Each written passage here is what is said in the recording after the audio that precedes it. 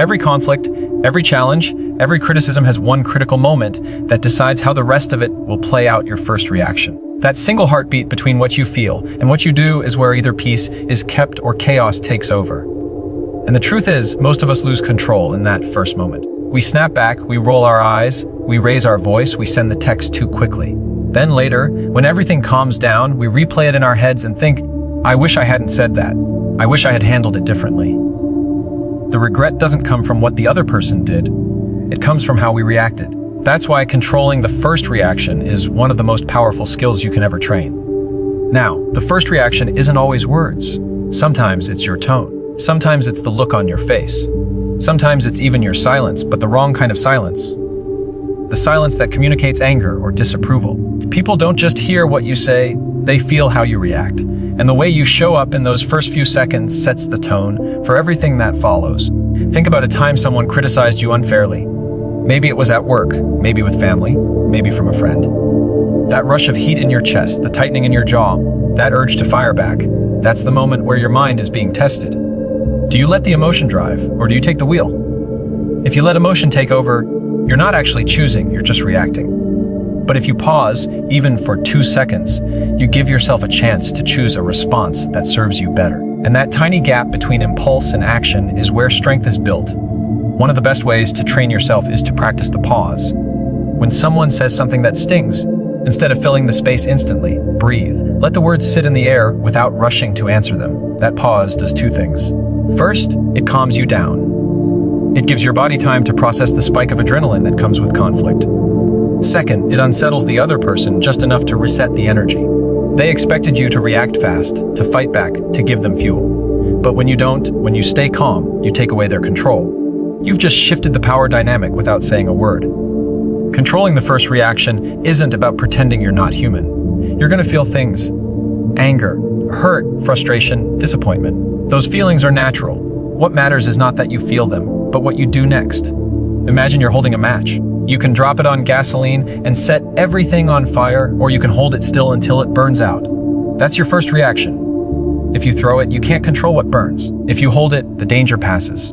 This doesn't only apply in conflict, it shows up in everyday moments too. Someone cuts you off in traffic. Someone posts something online that irritates you. Someone makes a sarcastic comment at work.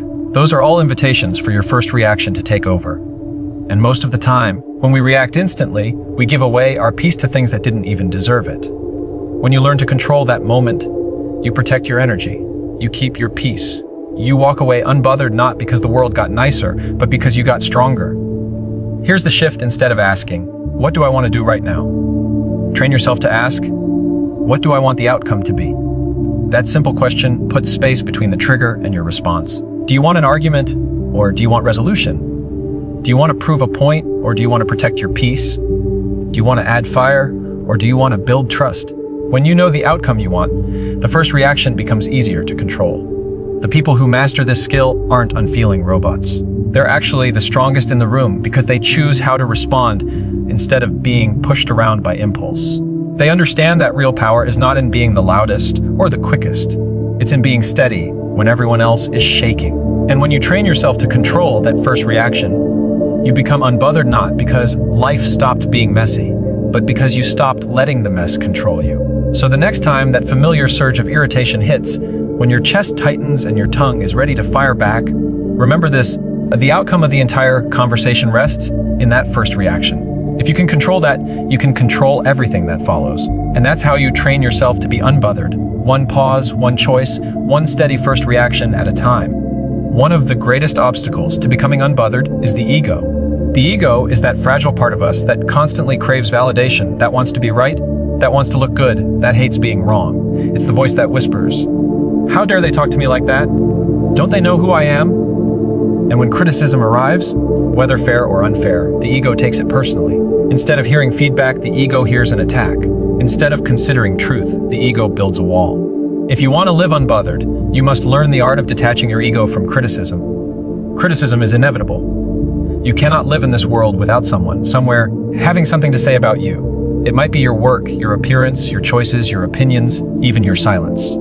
The ego wants to fight every single one of those comments. It wants to defend, to justify, to explain. But here's the truth: responding from ego rarely improves the situation. It usually escalates it. Because ego doesn't want growth. It wants victory. Ego doesn't ask, is this useful? It asks, how do I look? And when your ego is in control, peace is always the first casualty. Detaching ego doesn't mean ignoring all criticism. It means learning to filter it. Ask yourself, is there truth in what they're saying? Can this help me grow? If the answer is yes, then you've just turned criticism into a gift. Even harsh words, even poorly delivered feedback can carry a seed of truth.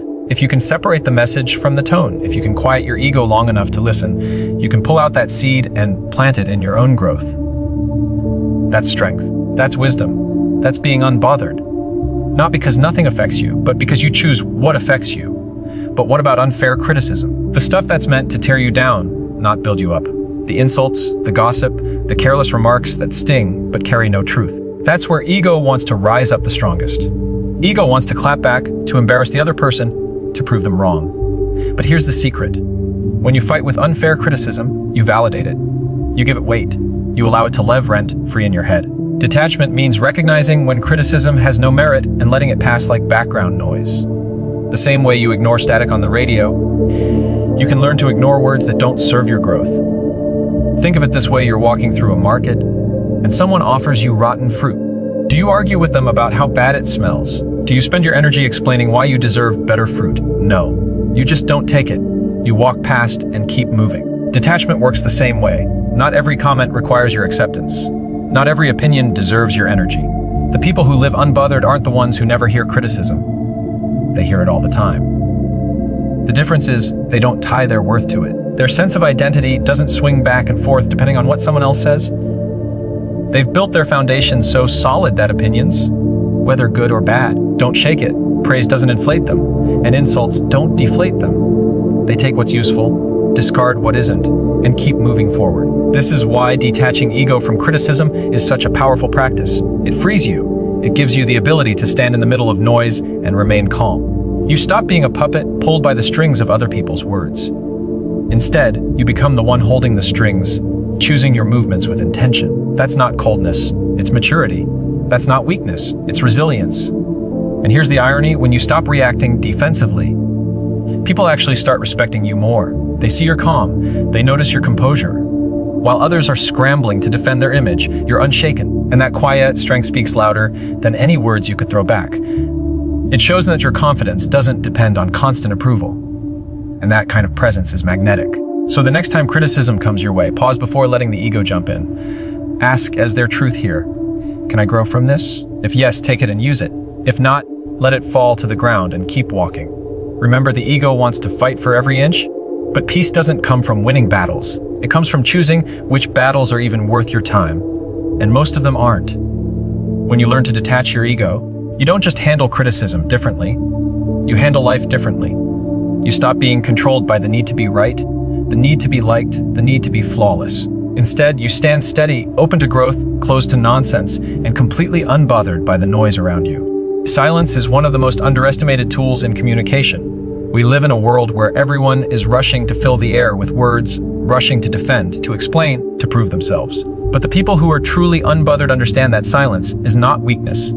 It's strength. Silence is not an absence of response. It is a response of its own. And often, it is the most powerful one you can give. When someone provokes you, they're expecting a reaction. They want to pull you into their storm, to trigger your anger, to feed off your energy.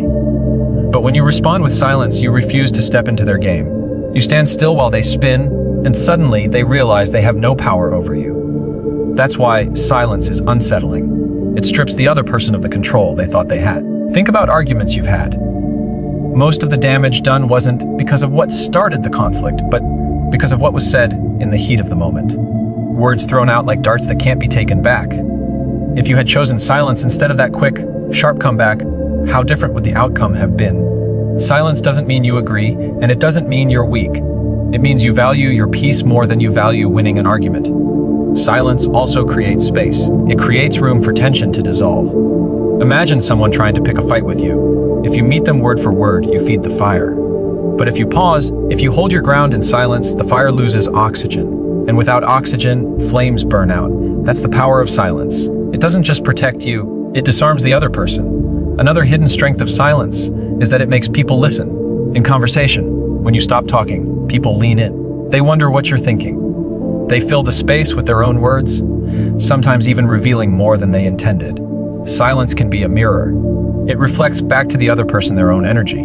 And sometimes, that's all you need for them to see the truth of their behavior. But silence isn't just for conflict, it's also a tool for wisdom. When you stay silent, you give yourself time to think, to observe, to truly understand before responding. Most people listen to reply. They're not absorbing, they're just waiting for their turn to talk. But if you master silence, you start listening to understand. And that makes your eventual words carry 10 times more weight.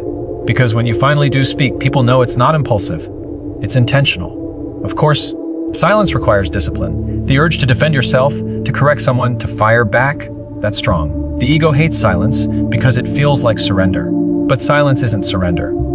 It's choosing not to engage in battles that don't deserve your energy. It's saying, my peace is more valuable than this conversation. That kind of discipline doesn't make you cold. It makes you powerful. Picture a courtroom. Lawyers argue. Witnesses testify. The air is thick with tension. And then the judge bangs the gavel and the room goes silent. That silence has more authority than any of the noise that came before it. In life, you get to be your own judge. You get to decide when the gavel falls, when the noise stops, when silence takes control. And here's the beauty: silence doesn't just protect your peace in the moment, it protects your reputation in the long run. People remember words. They remember when you lashed out, when you said something you shouldn't have. But no one ever regrets the words they didn't say. No one looks back and thinks, I wish I had argued more. They look back and wish they had stayed calm. Silence gives you that gift. There's a kind of unshakable confidence that comes with mastering silence. You stop needing to prove yourself in every conversation. You stop wasting your breath on people who aren't ready to hear you. You stop pouring your energy into battles that lead nowhere. Instead, you conserve your strength, you protect your mind, and you walk away with peace intact. That's not weakness, that's wisdom. So the next time you feel the urge to jump into a fight, to defend yourself against someone who's already decided not to understand you, try silence. Not the bitter silence of resentment, but the calm silence of strength. Let your quiet speak for you. Let your peace be louder than your words. Because when you master the power of silence, you no longer need to prove that you're unbothered. You become unbothered by choice. Life is full of conflicts, challenges, and provocations. But here's the truth: not every situation deserves your energy. Not every disagreement needs your voice. Not every insult requires a comeback. One of the most powerful ways to train yourself to be unbothered is learning the art of choosing battles wisely. The reason so many people feel drained, constantly on edge, constantly in conflict, isn't because the world is harsher to them. It's because they spend their energy fighting every battle that comes their way. When you decide to be selective, to step into only the battles that truly matter, you not only preserve your peace, but you multiply your strength. Every time you argue, every time you defend yourself, every time you let frustration pull you into a fight, you are spending energy. And energy is a currency you never get back. Once it's spent, it's gone. The question is, are you spending it wisely, or are you wasting it on things that will never matter in the long run? Think about how many arguments you've had that didn't change a single thing. Think about the disagreements where you walked away exhausted, but nothing improved. Now think about what would have happened if you had chosen silence, or simply walked away. You would have kept your peace, and the outcome would have been the same, or maybe even better. Choosing battles wisely doesn't mean you become passive. It doesn't mean you avoid all conflict. It means you become strategic. You ask yourself, will engaging in this make my life better, or will it simply drain me? Will it move me closer to the outcome I want, or will it just keep me stuck? Sometimes the strongest thing you can do is stand up and speak. Other times, the strongest thing you can do is walk away without a word. Wisdom is knowing which is which. Here's the reality: when you fight every battle, you cheapen your influence. People stop listening. They see you as defensive, reactive, easy to provoke. But when you choose your battles carefully, when you remain calm most of the time but speak firmly when it truly matters, people notice. Your words carry more weight because they are rare. Your strength is respected because it is not wasted. It's like a sword. You don't swing it at every shadow. You keep it sharp for the moments that matter most. Think about relationships. In families, friendships, marriages, conflict is natural. But if you insist on fighting over every small detail, over every difference, those relationships crumble under the weight of constant war. But if you let the small things go, if you learn to ask, does this really matter? You create space for peace. And then, when something truly important does arise, your voice is taken seriously, because you're not always at battle stations. The same is true in the workplace. You may feel the urge to correct every mistake, to challenge every opinion, to fight for every point. But when you learn to prioritize, to pick the conversations that actually shape your future, you become more effective. You stop being seen as difficult, and you start being seen as wise. You earn influence because you're not wasting it on trivial things. Choosing battles wisely is also about protecting your inner world. Every argument, every fight, stirs up stress, anger, and negativity inside of you. If you let yourself be pulled into every single conflict, you're basically opening the doors of your mind and letting chaos march in. But when you choose carefully, you're protecting that inner space. You're saying, not everything deserves access to my peace. And that decision is powerful. Here's the question to keep in your pocket. Will this matter a year from now? If the answer is no, maybe it doesn't deserve your energy today. If the answer is yes, then maybe it's worth your strength. That simple filter can save you from wasting countless hours of your life in unnecessary battles. The truth is, the people who are the most unbothered are not those who win every fight. They're the ones who know which fights to ignore. They understand that peace is more valuable than being right, that growth is more valuable than proving a point, that wisdom is more valuable than ego. They don't measure themselves by the number of arguments they win, but by the calm they keep. So the next time someone tries to drag you into a fight, pause and ask yourself, does this battle serve me, or does it just drain me? If it serves you, engage with calm strength. If it drains you, let it go. That choice is where your freedom lies. Because being unbothered doesn't come from avoiding all conflict. It comes from mastering the art of choosing battles wisely. Emotions are powerful forces. They can lift you up, fuel your drive, and inspire you to do extraordinary things. But they can also drain you, overwhelm you, and push you to act in ways you later regret. The difference between people who remain steady and those who are constantly shaken isn't that one group feels less. It's that one group has built emotional endurance. Just like physical endurance allows an athlete to run longer without collapsing, emotional endurance allows you to face life's pressures without breaking down. It's not about shutting feelings off, it's about building the strength to carry them without letting them control you. Everyday life tests your emotions. A frustrating coworker, an impatient driver, a critical parent, an unfair boss. These small triggers add up, and if your endurance is weak, they leave you exhausted by noon. But if you've trained yourself, if you've built emotional muscles, those same moments don't knock you down. You notice them, you feel them, but you keep going. It's like carrying weight. At first, 20 pounds feels impossible, but over time, with training, you can carry 50, 100 more. The weight hasn't changed, you've grown stronger. Building emotional endurance starts with awareness. You can't control what you refuse to see. Pay attention to your patterns, what triggers you, what drains you, what keeps replaying in your head hours later. That awareness is like spotting the hill on your running road. You know it's coming, and you can prepare yourself for it. Without awareness, every hill feels like a surprise, and surprise makes you stumble. Once you're aware, the next step is intentional practice. Endurance isn't built overnight. It's built in moments of discomfort. When you feel irritation rise, instead of exploding, you pause. When criticism stings, instead of firing back, you breathe. When things don't go your way, instead of collapsing into frustration, you adjust. Every time you resist the urge to lose control, you're adding strength. It's like a rep at the gym. It may feel small, but it builds into something big. The hardest part of emotional endurance is that it requires patience with yourself. You will slip. You will have days when you lose your cool, when you react too quickly, when you let small things bother you. That doesn't mean you've failed. It means you're training. Athletes don't stop when they get tired. They keep pushing until tired is no longer their limit. The same goes for emotions. The more you practice, the higher your threshold becomes. Endurance also requires rest. You can't expect to face emotional storms every day without recharging. Taking time for quiet, for reflection, for activities that restore your soul isn't selfish. It's necessary. Just like muscles need recovery to grow, your emotions need space to heal. Without it, endurance turns into burnout. True strength isn't about carrying everything nonstop. It's about knowing when to set things down so you can pick them back up stronger. Another key is perspective. Most of the things that drain us emotionally lose their power when we zoom out. Ask yourself, will this matter next week, next month, next year? Most of the time, the answer is no. And when you realize that, the weight becomes lighter. Endurance doesn't just come from carrying more. It comes from recognizing which loads were never worth carrying in the first place. The people who inspire us, the ones who seem calm under pressure, are not free from emotions. They've just trained themselves not to be ruled by them. They feel the same anger, disappointment, and stress as anyone else, but they've built the endurance to handle it without losing their balance. And that's what makes them magnetic. People trust those who stay steady, because steadiness is rare. Building emotional endurance also prepares you for bigger challenges.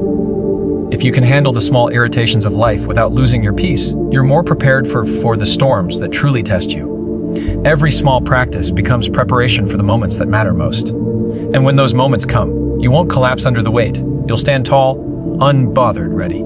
So don't run from discomfort. Don't see challenges as interruptions. See them as training sessions. Every tough conversation, every delay, every criticism is an opportunity to strengthen your emotional muscles. The more you face, the stronger you become.